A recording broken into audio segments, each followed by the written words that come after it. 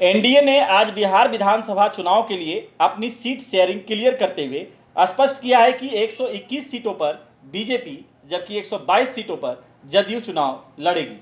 हालांकि कौन कहां से लड़ेगी यह फिलहाल स्पष्ट नहीं किया गया है।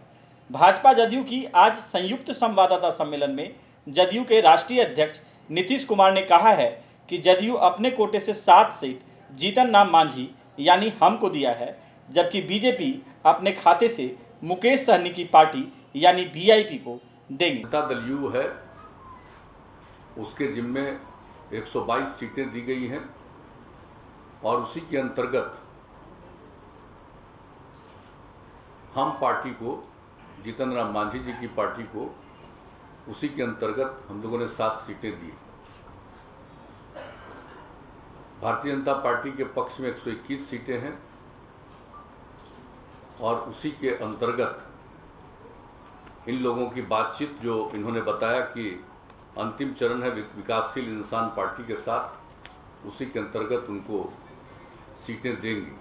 वहीं चिराग की बगावती सुर पर बीजेपी ने स्पष्ट किया है कि एनडीए के साथ वही रहेगा जो नीतीश कुमार का साथ देगा। यानी बीजेपी ने साफ कर दिया है कि लोक जनशक्ति पार्टी अब एनडीए का हिस्सा नहीं होगा। एनडीए में वही रहेगा जो नीतीश जी को बिहार एनडीए का नेता स्वीकार करेगा। और इस चुनाव में भारतीय जनता पार्टी ने नीतीश कुमार जी को मुख्यमंत्री का उम्मीदवार घोषित किया है।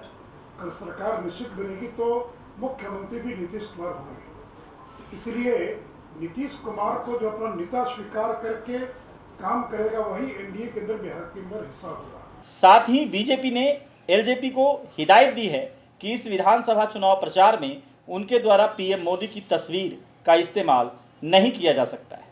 और कोई बीजेपी, जेडीयू और साथ में वीआईपी पार्टी और हम पार्टी, ये 4 दलों का गठबंधन है। और इसलिए आज ये भी आपको बताया गया है कि अगर आवश्यकता पड़ेगी तो चुनाव आयोग को हम लोग लिख कर देंगे, क्योंकि सूचना मिल रही कि बहुत सारे निर्दलीय लोग भी, या अन्य जो इतने दर्जनों दल बने हैं बिहार में, वो हो सकता है कि कोई मुख्यमंत्री के फोटो का इस्तेमाल करे, कोई हो सकता है प्रधानमंत्री के फोटो का इस्तेमाल करे।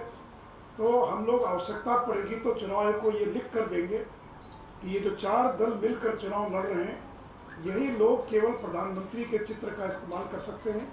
अगर अन्य कोई दल चित्र का इस्तेमाल करता है तो चुनाव आयोग को जो उनकी अपनी धाराएं, अपना कोड है, उसके अनुसार और वो कार्रवाई करने के लिए स्वतंत्र होंगे। भले ही भाजपा आज चिराग को यहां तक हिदायत दे दी है कि चुनाव में पीएम मोदी के चित्रों का प्रयोग नहीं कर सकते हैं, लेकिन पिछले कुछ दिनों से चिराग का जो क्रियाकलाप है उससे यह साफ है, कहीं न कहीं किसी न किसी रूप में उन्हें बीजेपी का सहयोग मिला हुआ है। अब देखना होगा कि चिराग इस चुनाव में इसे कैसे भुनाएंगे। पटना से लाइव इंडिया के लिए समर कुमार डे के साथ हीरालाल की रिपोर्ट।